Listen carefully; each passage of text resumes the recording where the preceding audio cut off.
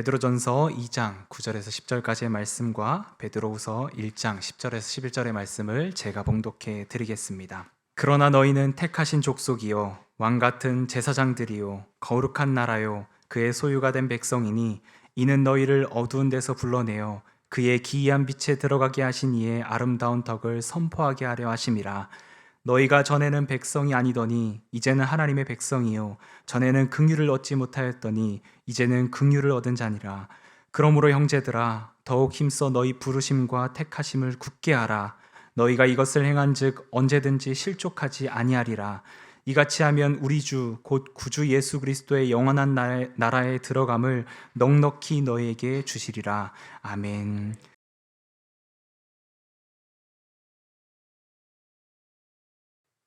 오늘은 민족의 명절 설날입니다. 이 설날에 하나님 아버지 앞에 나와 예배하는 우리 모든 성도님들에게 시편 65편의 말씀으로 새 인사를 드리고자 합니다. 주께서 택하시고 가까이 오게 하사 주의 뜰에 살게 하신 사람은 복이 있나이다. 우리가 주의 집 곧 주의 성전의 아름다움으로 만족하리이다. 주의 은택으로 한 해를 관시우시니 주의 길에는 기름방울이 떨어지며 들의 초장에도 떨어지니 작은 산들이 기쁨으로 띠를 띄었나이다. 아멘. 올 한 해도 여러분의 삶에 은택으로 관을 씌우시며 기쁨으로 띠를 띄우시는 이 약속의 복을 꼭 누리시는 우리 귀한 세움 가족 여러분들이 다 되시기를 주님의 이름으로 축원합니다.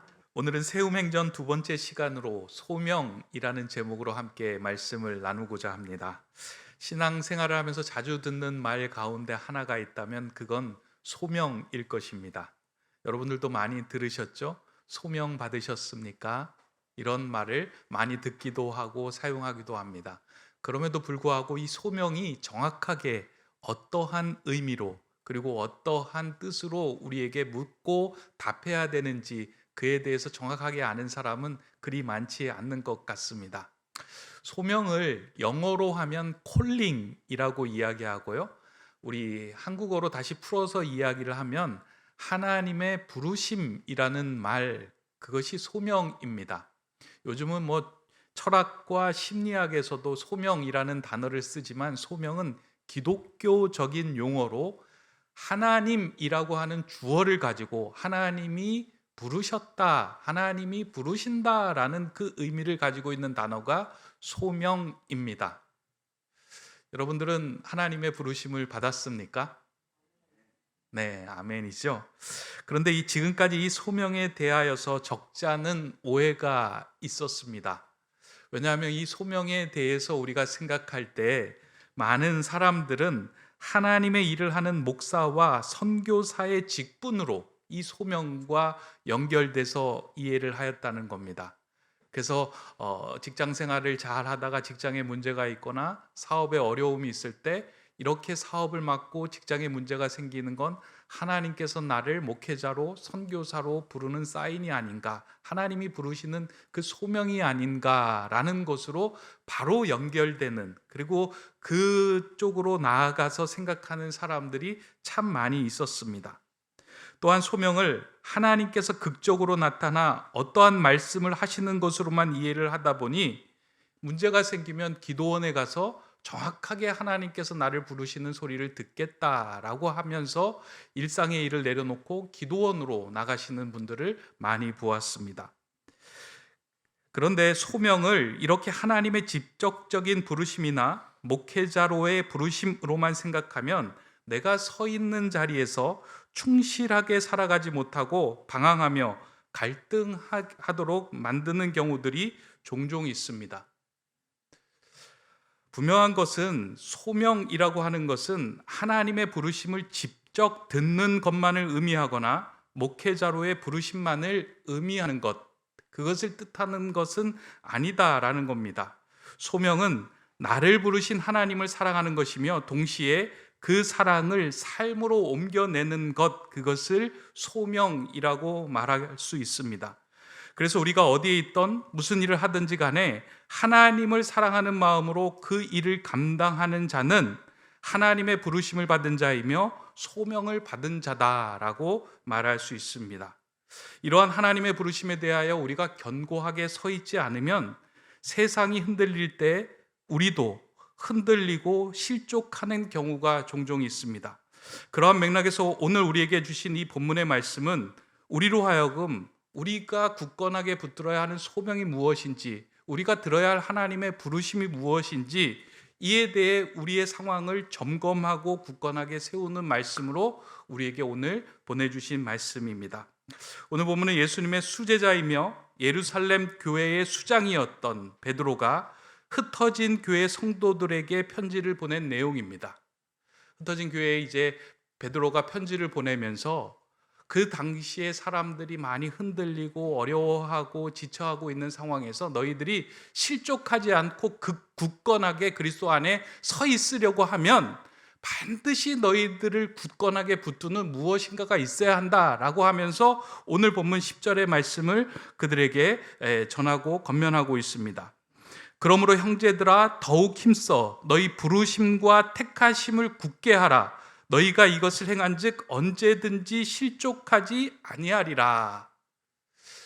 베드로가 흩어진 교회의 성도들을 향하여 이렇게 이야기합니다. 부르심과 택하심을 힘써서 굳게 하라. 그리하면 너희가 실족하지 않을 것이다. 세상이 흔들리고 어렵고 당하고 있는 이 고난에 대해서 너희가 어떻게 풀어나가고 해석할 줄 모를 때에 너희는 너희를 부르심과 택하심에 대해서 굳게 하면 된다. 그러면 실족하지 않는다라고 말씀합니다. 이 부르심과 택하심을 다른 말로 소명으로 바꾸어 쓸 수 있습니다. 소명이 분명한 자는 그 어떤 상황에서도 흔들리지 않고 그 자리를 끝까지 지켜낼 수 있습니다. 그러나 소명이 분명하지 않을 때에는 자신을 지켜낼 힘이 없게 됩니다. 왜냐하면 소명이라고 하는 것은 우리가 힘써서 우리 스스로 만들어낼 수 있는 것이 아니라 우리를 창조하신 하나님께서 우리에게 부어주시고 불러주신 그 능력의 힘이기 때문입니다. 이 편지를 쓴 베드로는 인생에서 흔들림을 많이 경험했던 인물 가운데 하나입니다. 예수님의 제자로 부르심을 받았고 예수님을 열성적으로 따라다녔던 그가 한순간에 예수님을 모른다고 부인하는 자리에 서게 됩니다. 그의 삶이 흔들렸어요. 그리고 예수님이 돌아가신 후에 베드로는 예수님의 가르침을 저버리고 이전에 자신의 직업이었던 어부의 자리로 돌아가게 됩니다. 베드로의 삶이 이렇게 흔들렸던 이유는, 그가 실족한 것처럼 보이는 이유는 자신의 힘으로, 자신의 능력으로 모든 것을 해보고자 하는 능동형의 인생이었기 때문입니다. 그러니까 내가 생각하고 내가 세운 계획대로 내 마음대로 무엇인가 해보려고 했는데 그게 다 막힌 거예요. 그러자 자신이 이전에 했던 그 모습대로, 과거의 모습으로 그대로 돌아갑니다. 그 이유는 하나님의 부르심, 예수 그리스도의 부르심이 그 자신을 지배할 수 있도록 맡겨놓지 않았기 때문입니다. 그런데 베드로가 예수님을 만나고 자신의 삶을 예수님의 부르심에 맡기는 그 순간부터 베드로는 능동형의 인생에서 수동형의 인생으로 바뀌며 자신의 삶을 제대로 살아나갈 수 있는 힘을 얻게 됩니다. 이게 뭐 소극적인 삶을 살라는 의미가 아니고요. 하나님께서 우리를 부르신 그 소명에 우리를 맡기는 순간 우리는 그 소명이 우리를 끌고 가는, 그 소명에 이끌리는 삶을 살아가게 된다는 겁니다. 이게 수동형 인생의 모습이다라는 겁니다. 그러한 여정을 걸어갔던 베드로가 성도들을 향하여 권면한 것입니다. 이제 너희의 삶은 너희가 생각하고 주장하고 계획하는 대로 가야 할 것이 아니라 너희를 부르신 하나님의 부르심에 그 소명에 합당한 삶을 살아가야 할 것이다 라고 말씀하고 권면의 말씀을 주신 것입니다. 그 말씀으로 주신 그 구절의 핵심 키워드가 부르심과 택하심입니다. 오늘 본문 우리에게 주신 말씀, 그 부르심과 택하심이 소명의 삶을 굳건하게 만드는 키워드입니다. 저는 오늘 이 두 가지의 말씀을 가지고 오늘 본문의 내용, 그리고 우리가 소명의 삶을 어떻게 따를 것인가 한번 좀 구체적으로 살펴보고자 합니다. 소명에 대한 말씀을 준비하면서요, 신학자들은, 성경학자들은 소명에 대해서 어떻게 생각하고 있는가 찾아보았더니 소명을 크게 이제 두 가지로 분류해서 이야기하고 있더라고요. 하나님의 부르심에는 두 가지의 부르심이 있는데, 하나는 하나님의 자녀로의 부르심, 구원의 부르심이 있다라고 이야기합니다. 저와 여러분들을 하나님의 자녀로 부르셔서 이 예배 자리로 부르신 거예요. 또 한 가지는 하나님의 자녀로 부르신 자들을 합당하게 하나님의 자녀로 살라는 성화애로의 부르심이 있다라는 겁니다. 이게 이제 2차 소명이라고 이야기를 하는데요. 저는 이 두 가지의 부르심이 이 부르심과 택하심이라는 단어로 구분해서 생각해 볼 수 있다라고 보았습니다. 그래서 이 두 가지로 좀 구분해서 오늘 말씀을 살펴보고자 합니다. 첫 번째로, 성도가 굳게 붙들어야 하는 소명이 있다면 그거는 구원의 부르심, 그러니까 1차적인 소명이에요. 하나님께서 우리를 부르셨다, 하나님이 우리를 자녀로 부르셨다 하는 것을 굳게 붙드는 것이 소명입니다.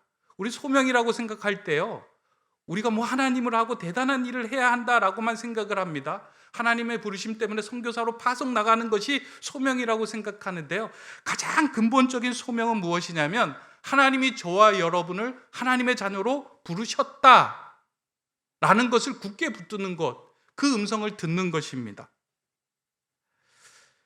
하나님께서는 세상에 속한 자녀들을 불러서 하나님의 자녀로 삼아 주셨습니다. 구약성경 출애굽기에 보면요, 하나님께서 처음으로 이스라엘 백성들을 애굽에서 불러내는 사건이 나오잖아요. 그 애굽에서 이제 불러내시고 난 후에 하나님과 이스라엘 백성들이 계약을 맺으면서 하나님께서 그 이스라엘 백성들에게 이렇게 말씀합니다.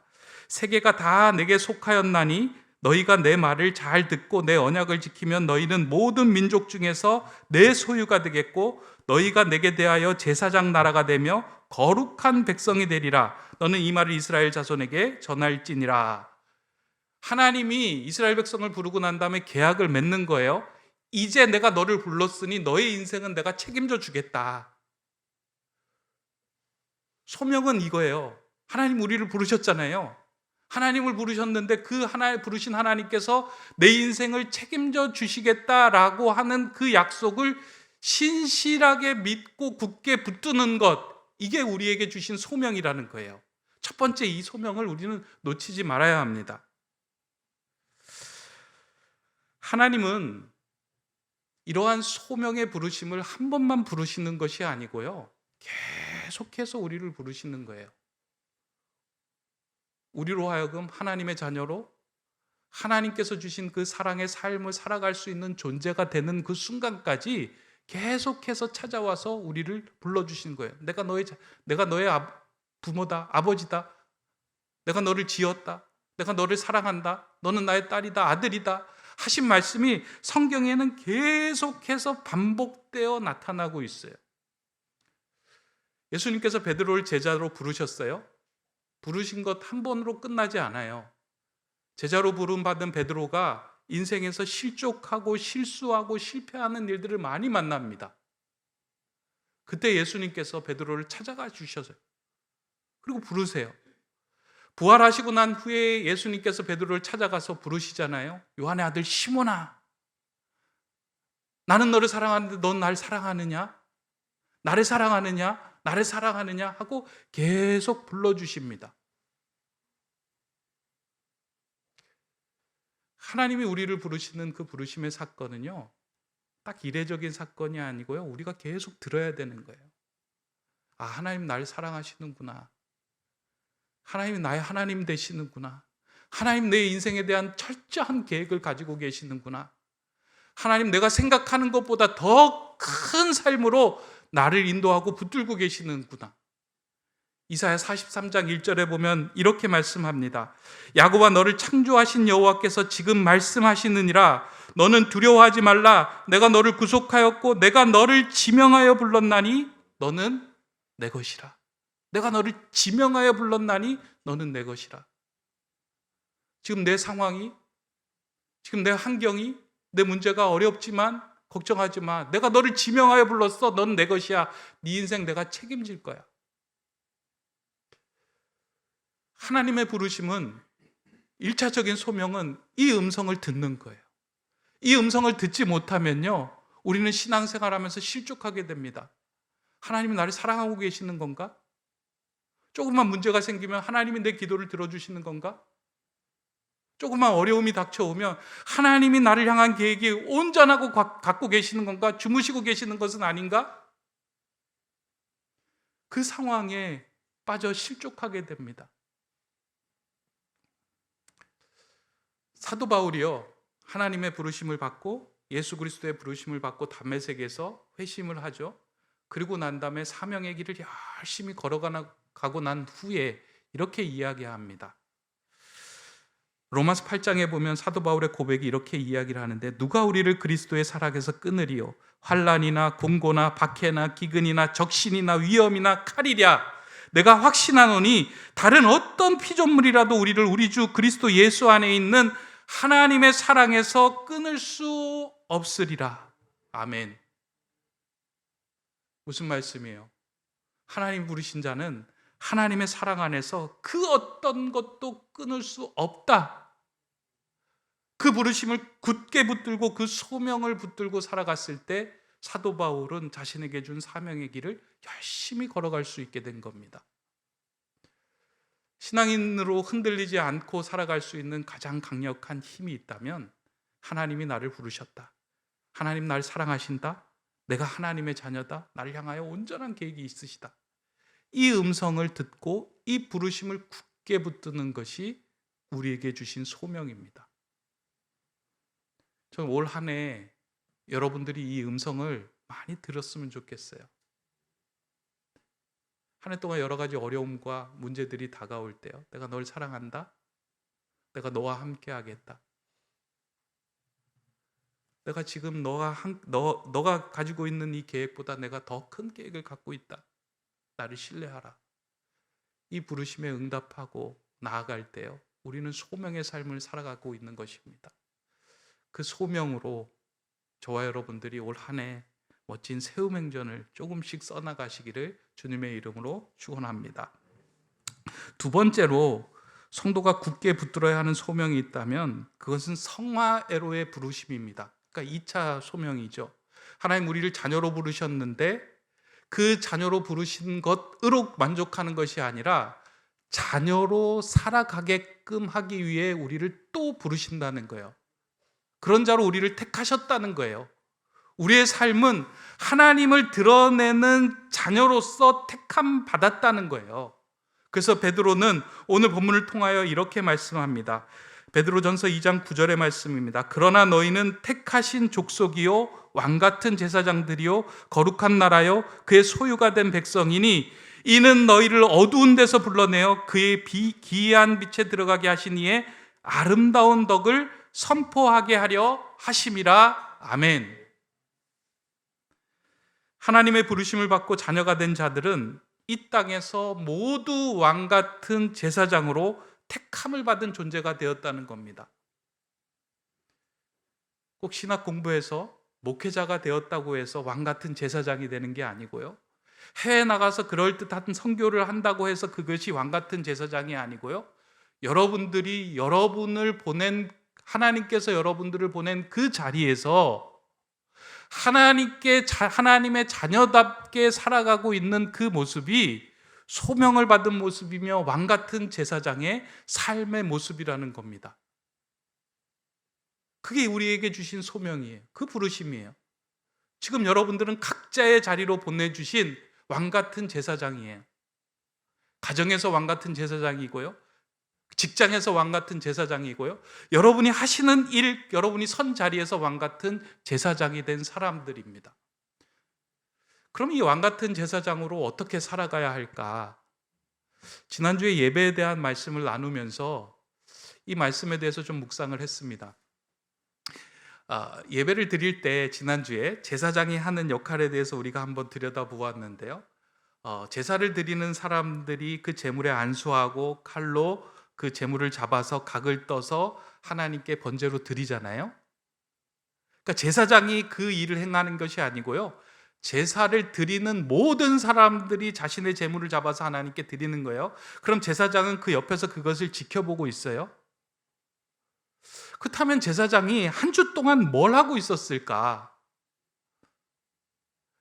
물론 제단을 청소하는 일을 했을 수도 있고요. 다른 다양한 일을 했을 수 있을 겁니다. 하나님께 기도하는 일을 했을 수 있을 겁니다. 근데 저는 그 생각을 했어요. 이 재물을 잡는데 가장 필요한 게 뭘까? 칼이겠다. 잘 갈아진 칼이 있을 때 재물을 잡아서 하나님께 올려드리는 그 과정이 어렵지 않겠다라는 생각을 한 거예요. 그러면서 한 주간 이 제사장들이 칼이 잘 들도록 갈지 않았을까? 이게 엉뚱한 생각이 아니고요. 신약 성경에 보면 하나님의 말씀은 살아있고 운동력이 있어서 좌우의 날선 검보다도 예리하여 혼과 영과 관절과 골수를 찔러 쪼갠다 하는 말씀이 있잖아요. 하나님의 말씀이 검과 같다는 이야기잖아요. 제사장이 하는 일이 무엇이냐? 우리의 삶 속에서 내 인생을 하나님께 드리는 산 제물로 드리기 위해 말씀의 검을 날서게 만드는 게 제사장의 일인 거예요. 쉽게 이야기하면 제가 주일에 이 자리에서 말씀을 잘 갈아서 여러분들에게 내어드려요. 그 말씀이 잘 갈려 있으면 여러분들이 여러분의 인생을 하나님께 내어드리기가 쉬워요.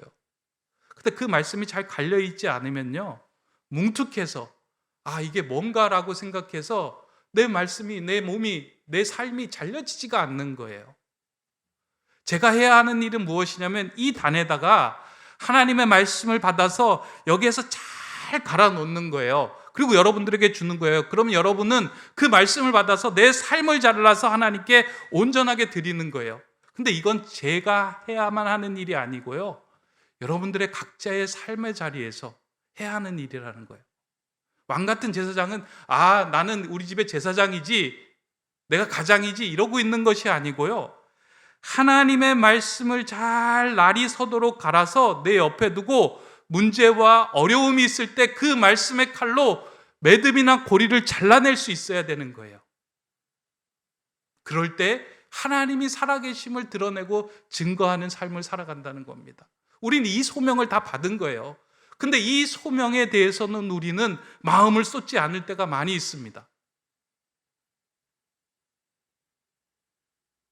주일에 우리가 교회 올 때 요즘은 성경책도 안 들고 오잖아요. 그냥 편안한 마음으로 교회 와서 말씀 듣다가 그리고 주일 예배 드렸다라고 하고 집으로 돌아가잖아요. 한 주 내내 그 말씀에 대해서 우리가 묵상하지 않잖아요. 근데 문제가 생기고 어려움이 생기면요, 그 문제를 하나님의 시각, 하나님의 시선, 하나님의 마음으로 바라볼 수 있는 아무런 능력이 우리에게 없는 거예요. 하나님께서 우리에게 주신 소명이 왕 같은 제사장인데 그 소명을 붙들지 못하고 내 일이 막히니까 목회자인가? 선교사인가? 아니면 또 다른 일인가? 이런 부르심에 대해서 마음을 쏟다 보니까 우리의 마음이 흔들리고 실족하게 되는 경우가 있어요. 근데 오늘 말씀을 들어서 여러분 다시 한번 마음을 굳건하게 하시길 바랍니다. 왕 같은 제사장으로 부르셨다는 건 말씀의 검을 날서게 해서 내 삶을 하나님께 산 제물로, 우리 가족의 삶을 하나님께 산 제물로, 내 직장의 삶을 하나님께 산 제물로 드리는 삶을 살아갈 수 있는 힘을 갖는 거예요. 몇 주 전에 저희 집의 큰아이가 체대 입시 실기를 보고 저에게 전화를 했습니다. 아빠, 떨어진 것 같아. 그 전화를 듣는데, 야, 너가 가기 전에 그냥 그 모든 거 그냥 하면 붙는다고 그랬잖아. 그랬더니만 이제 이 얘기를 하는 거예요.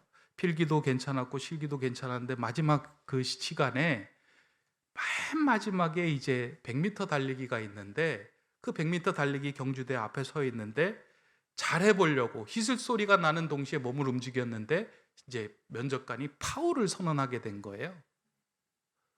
근데 제가 입시 요강을 보니까 100m 달리기에 파울 1회면 최저점, 그러니까 100점 중에 한 30점, 실격이라는 거예요. 아이가 코가 쑥 빠져갖고 낙심된 걸로 이제 저한테 전화를 했어요.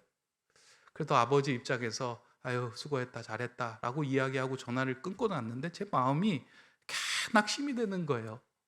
왜냐하면 그날 아침에 아이를 태워다 주면서요 제가 찬양도 들었거든요. 주가 일하시네. 하나님 그냥 아이 실수하지 않으면 들어갑니다. 하나님 일해 주시고 하나님 지켜주십시오. 제 마음으로 얼마나 기도했겠어요. 그리고 아이를 잘 보냈잖아요. 그냥 꼴찌로만 들어와도 합격하는 거예요. 파울만 안 하면. 근데 그 파울을 했더라고요. 그러니까 마음에 낙심되는 거. 하나님, 야 목회자로 기도도 하고 찬양도 듣고 그리고 뭐 필기, 실기 모든 걸 다 열심히 잘했는데 왜 이렇게 떨어지는 길로 가게 하십니까? 그 목회자의 면도 좀 세워주시면 얼마나 좋겠습니까? 이제 그런 마음에 이제 마음이 낙심되고 있는데요. 책상에 이렇게 앉아 있는데 제가 2023년도에 저에게 주신 말씀이 있어요. 그래서 제가 이렇게 책상 앞에 이렇게 붙여놨어요. 2022년 말씀, 23년 말씀하고 제 눈이 딱 마주친 거예요. 앉아 있는데. 근데 그 말씀이 제 안으로 들어오는 순간 제가 가졌던 근심, 불안이 다 사라지는 걸 경험했어요. 그 말씀이 무엇이냐면 시편 23편 6절의 말씀이에요. 내 평생에 선하심과 인자하심이 반드시 나를 따르리니 내가 여호와의 집에 영원히 살리로다. 아멘. 반드시 나를 따르리니. 내 평생의 선하심, 인자하심은 하나님의 속성이에요. 그것이 나를 따르리니. 하나님이 여기에도 하나님의 뜻과 계획이 있구나.